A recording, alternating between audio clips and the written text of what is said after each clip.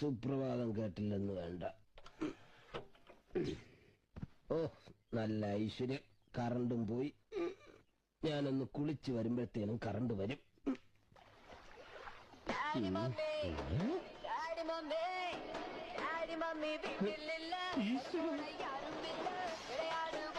മാറിപ്പോയി ദൈവമേ. ആരുമില്ല.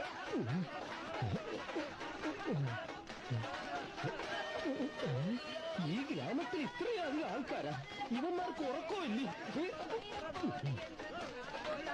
അമ്പലത്തിലെ പണി ഇന്നത്തോടുകൂടി തീരും. സാരമില്ലടാ, ഇനി ഞാൻ നാടകം കളിച്ച് ജീവിച്ചോളാം.